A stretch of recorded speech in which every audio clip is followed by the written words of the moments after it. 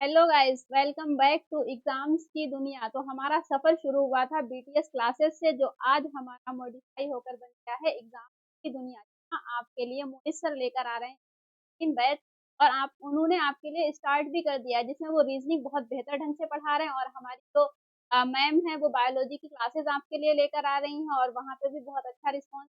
बस आपकी जो क्लास रह गई हिंदी, तो एसएससी जीडी हम आपके लिए हिंदी की क्लास लेकर आए हैं, वो भी आप फ्री में।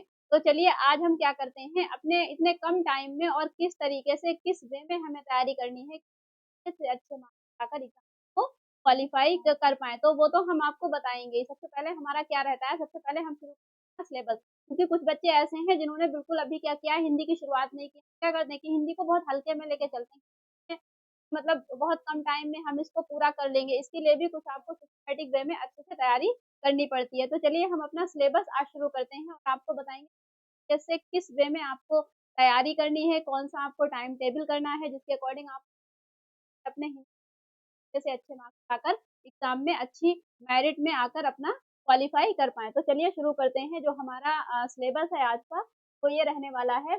यहाँ पर एक बहुत ही अच्छा विचार लगाया गया है आज के लिए, चलिए उसको भी देख लेते हैं। अगर हारने से डर लगता है, अगर हारने से डर लगता है तो कभी जीतने की इच्छा मत करना। कुछ हम लोगों में ही से कुछ लोग ऐसे होते हैं कि मतलब किसी काम को शुरू करने से पहले डर गए कि अरे बहुत सारे नेगेटिव थॉट आ रहे हैं, बहुत सारे ऐसे लोग मिल रहे हैं जो उनको डिमोटिवेट कर रहे हैं। बल्कि ऐसा नहीं है। एक बहुत अच्छे शायर हैं जिनको हम बहुत अच्छे से जानते भी हैं, तो उन्हीं का एक शेर है जिनको मतलब उसको आपको भी उसको बहुत सुनना चाहिए और उस पर अमल भी करना चाहिए। वो क्या रहना है कि मतलब हम कभी आगाज कर सकते नहीं, या वो कभी आगाज कर सकते नहीं, खौफ लगता है जिन्हें अंजाम से। अंजाम यानी जो रिजल्ट से अपने डरते हैं, वो कभी किसी चीज की शुरुआत नहीं कर सकते। तो चलिए अपने सिलेबस को देखते हैं, हमारा सिलेबस क्या रहने वाला है। हमारा जो एसएससी जीडी का सिलेबस है वो ये है आपके सामने। और क्या कह रहे हैं कि मतलब टाइम इतना कम है, तो कैसे किस तरीके से हम इसको मैनेज करेंगे, वो भी आपको जो आने वाली क्लासेस हैं उसमें बताते हुए चलेंगे। तो सबसे पहले सिलेबस देखते हैं, मुहावरे एवं लोकोक्तियां। क्या रहने वाला है, सबसे पहला हमारा है मुहावरे।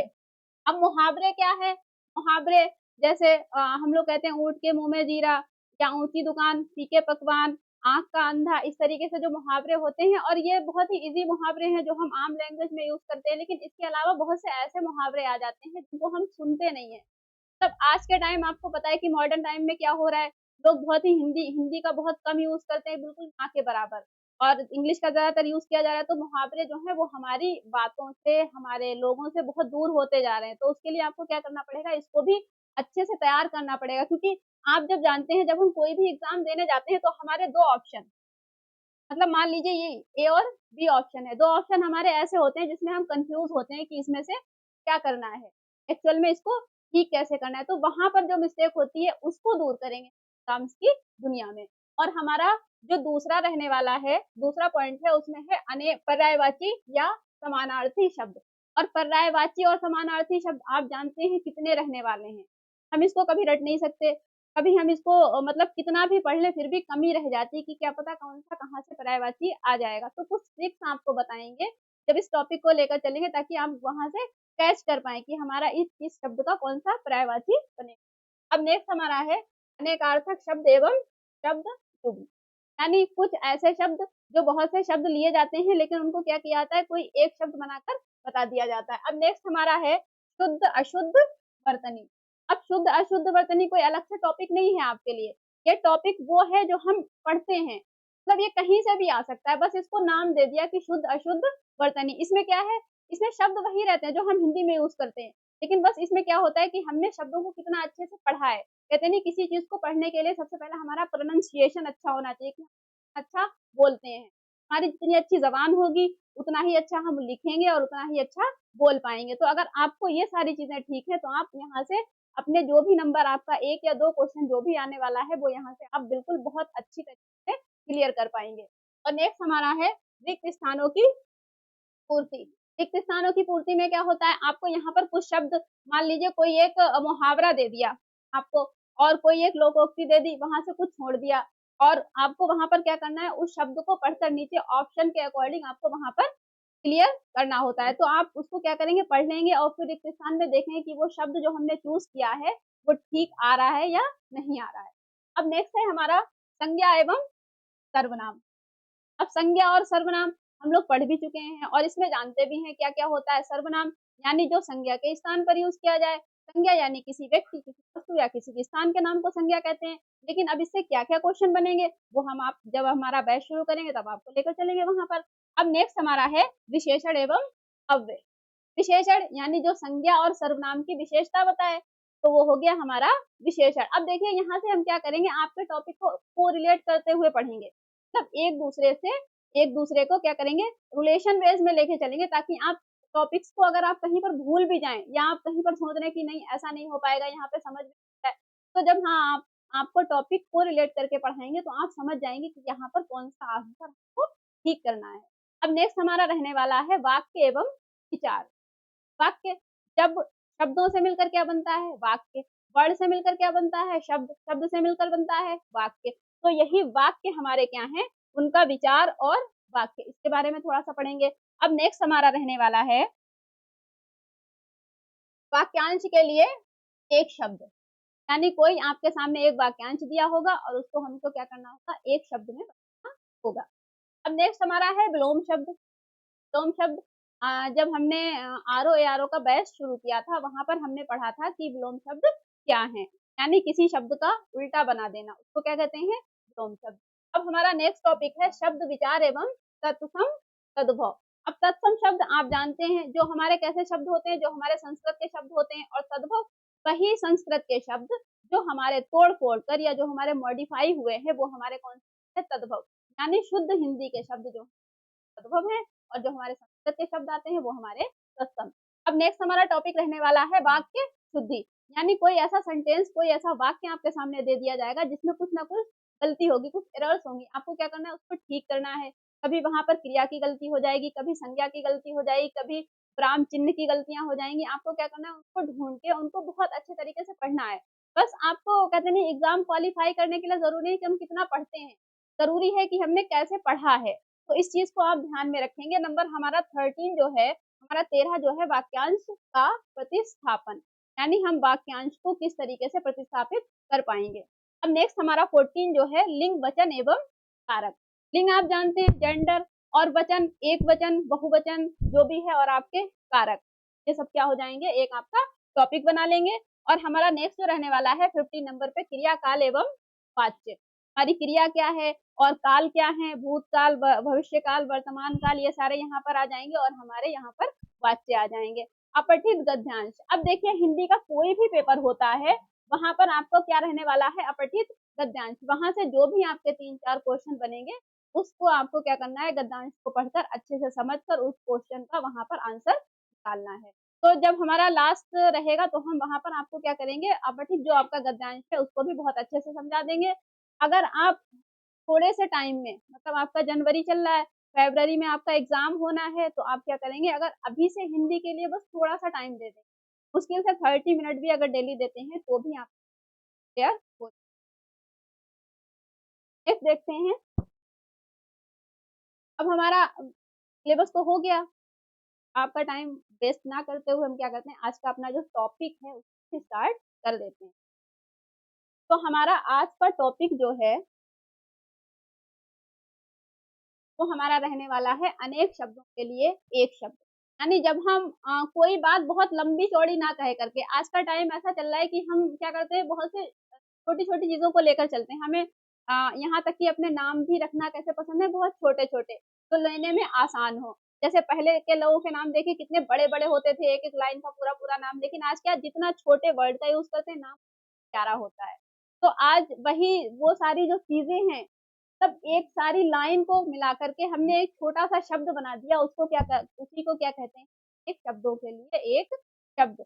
जैसे जो ईश्वर को ना मानता हो, नास्तिक। जो जो बहुत सारा जानता हो, बहुत सारा ज्ञान हो जिसके पास, ज्ञानी। जो बिल्कुल पढ़ा लिखा ना हो, अनपढ़। जो बच्चों को पढ़ाता हो, जो शिक्षा देता हो, अध्यापक। इसी तरीके से हमारे बहुत सारे शब्द बन जाते हैं जो अनेक एक शब्द का जो आपका टॉपिक है उसको पूरा करते हैं। तो हमारा जो टॉपिक है यहाँ पर, जो हमारा पहला शब्द रहने वाला है, जो बदला ना जा सके, जिसमें कभी कोई परिवर्तन ना हो, जिसमें कोई चेंजेस ना हो, उसको क्या कहेंगे? अपरिवर्तनीय। अब हमारा नेक्स्ट है जहाँ सेना रहती हो। अब सेना से याद रखिएगा, सेना और सेना से क्या हो गया? सैन्यावास। अब नेक्स्ट हमारा है जो नीतिवान हो, यानी जो सारे कार्यों को नीति के अकॉर्डिंग ही करता हो। जैसे हमारा नहीं होता है नीति आयोग एक है, उसमें नीतियां लागू की जाती हैं, बनाई जाती हैं, जो भी हमारा है, तो वहां से हमारा जो नीतिवान हो वो हमारा क्या हो गया? नीतिज। आपको अब देखिए यहाँ पर शुद्ध वर्तनी वाला आप टॉपिक सोच रहे हो कि मैम अलग से पढ़ाएंगे, पढ़ा तो देंगे, लेकिन आप देखिए यहाँ पर देखिए चीजों को, नीति।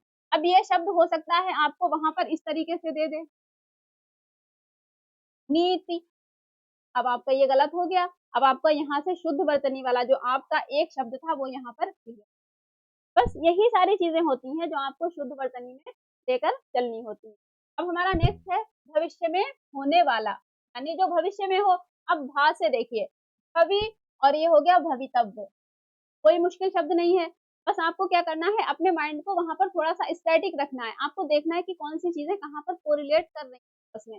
अब नेक्स्ट हमारा देखिए, जो क्षमा पाने लायक हो। अब देखिए क्षमा, छा से बन गया छम में, ये छमिया वाला छम में नहीं है, ये छम में क्षमा वाला है। अब नेक्स्ट हमारा है जो हमारा वाक्य है, जिसके 4 पद हों। अब 4 पद हैं तो वो क्या हो गया? चतुष्पद। चतुष्पद हो गया आपका, मैथ्स में होता है चतुर्भुज। इस तरीके से जिसके 4 पैर हो या 4 रेखाएं पद हैं तो पद चतुष्पद हो गया। अब नेक्स्ट हमारा है जो भवन गिर गया हो। जो भवन गिर गया हो, खंडहर कहते नहीं, वो खंडहर पड़ा हुआ है, खंडहर में क्या किया जाता है, हॉरर मूवीज आती है, मतलब रात में जाने से वहां क्या लगता है, हम लोग को डर लगता है, तो वही हमारा है खंडहर, खंडाला, और भी बहुत सारी मूवीज होती हैं जो आपने देखी होंगी आई थिंक। अब नेक्स्ट है हमारा जिसे जीता ना जा सके। जिसे जीता ना जा सके वो क्या होगा? अजय। अजय। अब आपको यहाँ पर एक एक्टर का नाम याद आ रहा होगा, हमारे जो है अजय देवगन। आ रहा होगा? हंसी आई?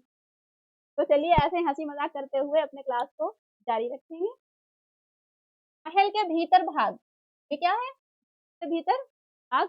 अब कोई भागेगा, कोई आफत मुसीबत आ गई तो बेचारा घर के भागेगा, तो भागेगा। तो वही यहाँ पर कह दिया कि महल के भीतर भाग। तो अंतः, अंतः का मतलब होता है अंदर, जैसे आंतरिक कोण होते हैं, अंतः अंतः कुछ भी, मतलब अंतः का मतलब ही अंदर, अंदर, तो वो क्या हो गया? अंतःपुर। अब देखिए नेक्स्ट हमारा है जो छीड़ ना हो सके। जो छीड़ ना हो सके उसको क्या कहेंगे? अक्षय। अक्षय, जिसको तोड़ा ना जा सके, जो छीड़ ना हो सके, वो क्या हो गया? अक्षय। अब हमारा नेक्स्ट है जो कहा ना गया हो, यानी जो कहा ना गया हो मतलब जो कहने योग्य ही ना हो। जो कहा ना गया हो वो क्या होगा? अकथित। अकथित तरीके से आपको इसका प्रोनाउंसिएशन भी साथ में कर बोल भी लें। अब हमारा नेक्स्ट क्या रहने वाला है? जो कहा गया हो। अब जो कहा ना गया हो अकथित, और जो कहा गया हो वो कथित। अब देखिए यहाँ पर सिर्फ आ का हो गया। अब यहाँ पर विलोम शब्द आपका अगर आता है, कथित का विलोम शब्द क्या होगा? तो वहां पर विलोम शब्द हमारा क्या हो जाएगा? अकथित। अब नेक्स्ट हमारा रहने वाला है गिरा हुआ। क्या होता है? गिरा हुआ, वो क्या है? पतित। गिरा हुआ को क्या कहेंगे? पतित। अब नेक्स्ट हमारा है जो ढका हो। जो ढका ना हो, जो ढका ना हो वो क्या होगा? अनावृत। ऐसा होगा? अनावृत। अब नेक्स्ट हमारा है जिसे बाहरी जगत का ज्ञान ना हो। जिसे बाहरी जगत का ज्ञान ना हो वो कौन होगा? कूप मंडूक। क्या कहेंगे उसको? कूप मंडूक। अब नेक्स्ट हमारा है जो छाती के बल गमन करता है। जो छाती के बल गमन करता है यानी चलता है, उसको क्या कहेंगे? उड़क।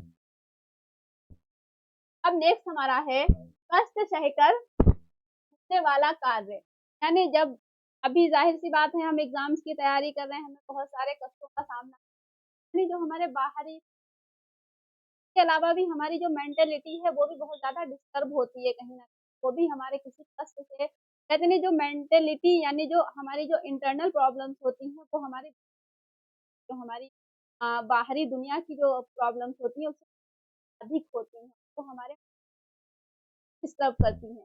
तो उन डिस्टर्बेंस को दूर करते हुए अपने सिर्फ क्या करिए? एग्जाम्स पर फोकस करिए। तो हमारा शब्द जो यहाँ पर रहने वाला है वो है हमारा कष्ट सहकर होने वाला कार्य। तो क्या होता है? दुष्कर। और मज़ा भी ज़िंदगी में तभी है जब तक हम स्ट्रगल करके कोई सक्सेस जो है वो हासिल करते हैं। यानी जो हमें चीज़ें फ्री में मिल जाती हैं, उनकी कोई वैल्यू नहीं होती। किसी के पास ना तो हम उसकी वैल्यू करेंगे, ना ही आप उसकी वैल्यू करेंगे। इसलिए कोशिश करिए कि जितना स्ट्रगल हम लाइफ में करेंगे, उन चीज़ों को हमारी ज़िंदगी में उतना ही किया जाएगा। तो चलिए हमारा जो शब्द रहने वाला है, जिसके सिर पर बाल ना हो, उसे क्या कहते हैं? खलवाट। जिसके सिर पर बाल ना हो उसे क्या कहेंगे? खलवाट। और नेक्स्ट हमारा जो है, जिसका स्वर्गवास हो गया हो, दिवंगत। क्या कहेंगे उसको? दिवंगत। अब नेक्स्ट हमारा है, आकाश में विचरण करने वाला। आकाश में जो चलता हो, आकाश में विचरण करता हो, आकाश में घूमता हो, उसको क्या कहेंगे? नभचर या खेचर। ठीक है, चर से हो गया आपका चलने वाला या विचरण करने वाला। और हमारा नेक्स्ट है, जल में रहने वाला। जो जल में रहता हो वो जलचर। बस यहाँ से शब्दों को आपस में मिलाते रहिए कि ये जल से आया है तो ये जलचर, और ये नभ से आया है, आकाश, नभ, अंबर, व्योम, तो ये क्या हो गया आपका? नभचर। अब नेक्स्ट हमारा है, जिसकी चार भुजाएं हो।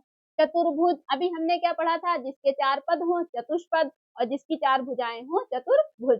अब नेक्स्ट हमारा है, जो दो बार जन्म लेने वाला, यानी दो बार जन्म लेने वाला द्विज। और हम क्या कहते हैं? पुनर्जन्म हुआ है, दोबारा से जन्म हुआ। अब नेक्स्ट हमारा है, भूत, वर्तमान और भविष्य को देखने वाला।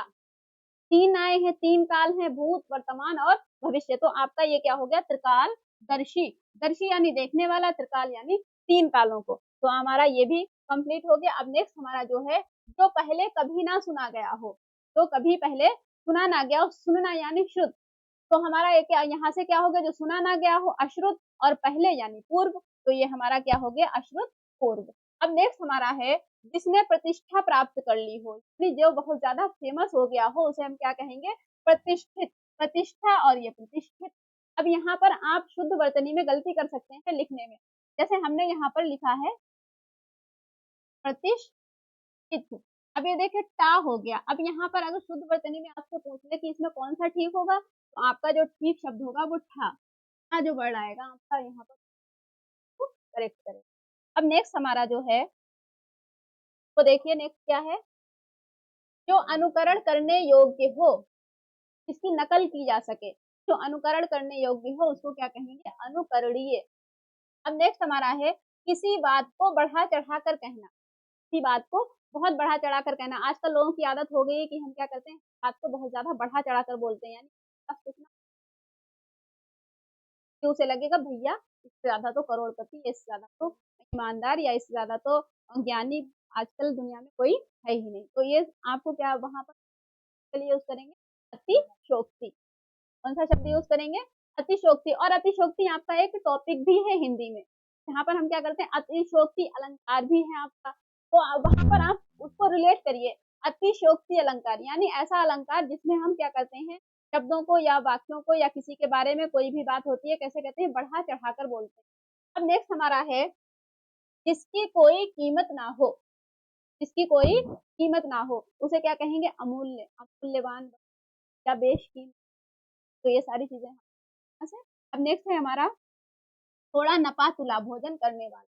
नपा तुला भोजन करने वाला उसको क्या कहेंगे? शाकाहारी। आजकल तो भैया यूट्यूब पे पता नहीं क्या क्या दिखा रहे हैं लोग, इतने इतने भारी भारी थाल रखकर और ऐसे खा रहे हैं कि लग रहा है वो इंसान नहीं, कहीं बाहर की दुनिया से ही आए हुए हैं।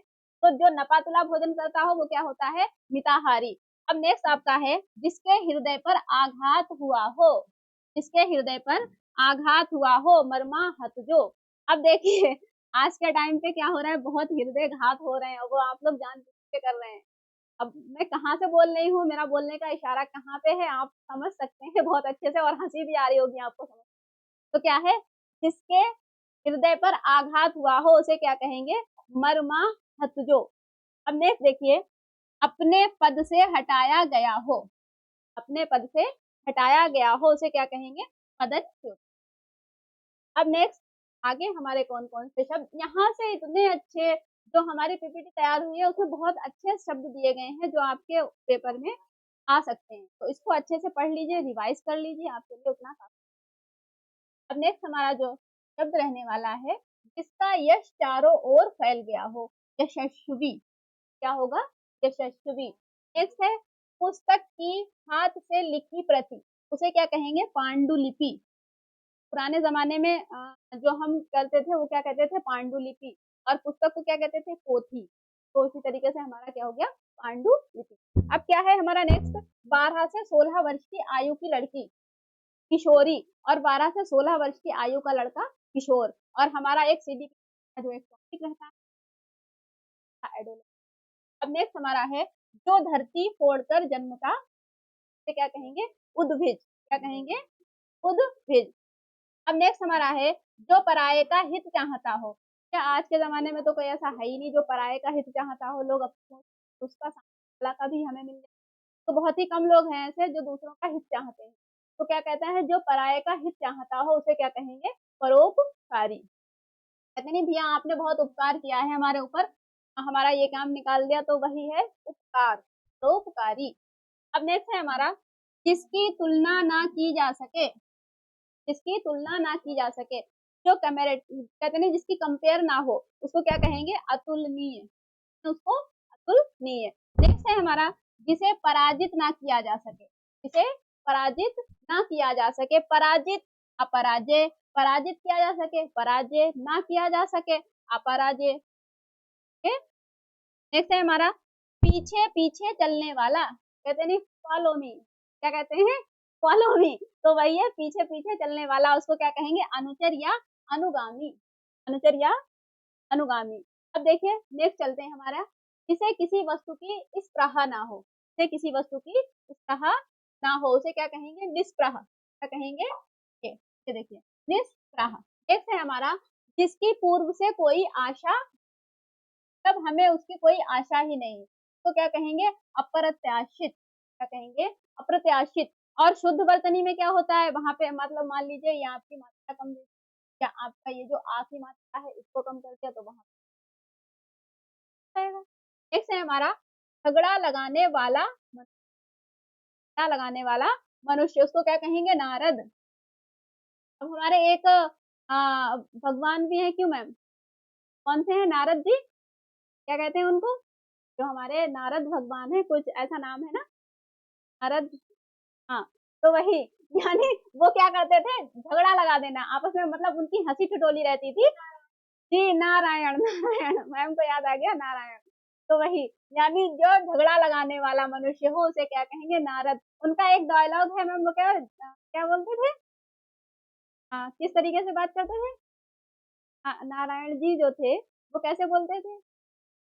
नारायण नारायण, इस तरीके से। अब देखिए जिसके सिर पर चंद्र हो। जिसके सिर पर चंद्र हो। और चंद्र किसके सर पर होता है? चंद्र किसके सर पर है? तो भोलेनाथ, बाबा भोलेनाथ जो हमारे क्या होता है? चंद्र बना होता है। तो जिसके सर पर चंद्र हो उसे क्या कहते हैं? चंद्रशेखर। अब नेक्स्ट देखिए जिसके हृदय में ममता नहीं हो। जिसके हृदय में ममता ना हो उसे क्या कहते हैं? निर्मम। और ममता जो माँ होती है उसके अंदर हर किसी के लिए ममता होती है, चाहे वो किसी का बेटी हो। तो जिसके अंदर माँ हो उसे क्या कहते हैं? निर्मम। अब नेक्स्ट हमारा है जिस पर हमला ना किया गया हो। पर हमला ना किया गया हो, अनाक्रांत। अब नेक्स्ट है हमारा जो बहुत मंद गति से कार्य करता हो, जो बहुत धीरे धीरे काम करता हो, उसको कोई टेंशन ही नहीं दुनियादारी की, अपने नो टेंशन फ्री होके बहुत धीरे धीरे कर रहे हैं, तो उसको क्या कहेंगे? मंथर। क्या कहेंगे? मंथर। अब नेक्स्ट है हमारा जिसका उपचार ना हो सके, असाध्य। जिसका कोई इलाज ना हो सके, कोई उपचार ना हो सके उसे क्या कहेंगे? असाध्य। अब नेक्स्ट देखिए हमारा वीर पुत्र को जन्म देने वाली। वीर पुत्र को जन्म देने वाली कौन होगी? वीर प्रसू। वीर प्रसू। आज के टाइम में क्या है भैया, रील देख देख के बच्चे हो रहे हैं तो बच्चे ही होंगे वो भी। ये तो पुराने जमाने जो हमारे हुए तो वीर को जन्म दिया था जिन्होंने। अब देखिए अपना उद्देश्य पूर्ण होने पर संतुष्ट। अपना उद्देश्य, अब हमारा उद्देश्य क्या है? जीडी का एग्जाम क्वालिफाई करना। जब हमारा एग्जाम क्वालिफाई हो जाएगा तो हम क्या हो जाएंगे? कृतार्थ। यानी जो अपने उद्देश्य को पूर्ण करके संतुष्ट हो गया हो उसको क्या कहेंगे? कृतार्थ। अब नेक्स्ट है हमारा आधी रात का समय। आधी रात का समय उसे क्या कहेंगे? निशीथ वर्षी। क्या बोलेंगे? निशीथ वर्षी।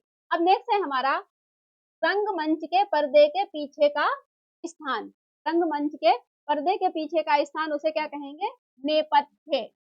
यानी एक हमारी स्टेज होती है जहां पर हमारे सारे क्या होते हैं, जहां पर हमारे कार्यक्रम वगैरह होते हैं, और उसके पीछे का जो स्थान होता है उसे हम क्या कहते हैं? उसको कहते हैं नेपथ्य। अब नेक्स्ट हमारा जो व्याकरण अच्छी तरह जानता हो। ये आपका क्वेश्चन इंपॉर्टेंट है, ये आपका क्वेश्चन आरओ के एग्जाम में आया था। उसको क्या कहेंगे? व्याकरण। अब देखिए इसमें वहां पर कुछ डिफरेंस नहीं था एग्जाम में। एग्जाम में क्या था? एग्जाम में एक दिया हुआ था ऐसे करके व्याकरण। अब देखिए इसमें और इसमें क्या डिफरेंस है? बिल्कुल थोड़ा सा हमारा उच्चारण करने का डिफरेंस है, हम इसको बोलते कैसे। ये बोल दिया व्याकरण और ये हो गया व्याकरण। हमारी जो हिंदी जो हमारी व्याकरण होती है उसे कहते हैं व्याकरण को अच्छी तरह से जानता हो। नेक्स्ट है हमारा जो किए गए उपकार को मानता हो। तो किसी पर किसी ने कोई अच्छा मतलब उसकी हेल्प की है या कुछ उसके साथ अच्छा काम किया है, उसको क्या कहेंगे? कृतज्ञ। क्या कहेंगे उसको? कृतज्ञ। अब नेक्स्ट है हमारा जो किए गए उपकारों को नहीं मानता। अब जो मानता है वो कृतज्ञ और जो नहीं मानता वो कृतघ्न। क्या हो जाएगा? कृतघ्न। अब नेक्स्ट है हमारा जो मृत्यु के मुख में आने को है। जो मृत्यु के मुख में आने को है उसे क्या कहेंगे? मरणोन्मुख। क्या बोलेंगे? मरणोन्मुख। अब नेक्स्ट है हमारा जिसका ज्ञान इंद्रियों द्वारा ना हो। जिसका ज्ञान इंद्रियों के द्वारा ना हो। हमारी कितनी इंद्रियां होती हैं? आप कमेंट बॉक्स में बतानी होती है। अब उसको क्या कहेंगे? अतीन्द्रिय। क्या बोलेंगे? अतीन्द्रिय। अब नेक्स्ट देखते हैं। चलिए आज का हमारा सफर जुड़ने के लिए धन्यवाद। तो हमारे एग्जाम्स की दुनिया को इसी तरह आते रहिए ताकि आपके जो आने वाले जो बैचेस हैं उन क्लासेस को कंटिन्यू रख सकें। तो अगर हम आप हमारी क्लासेस को और भी चाहते हैं तो करिए और एग्जाम फॉलो करिए।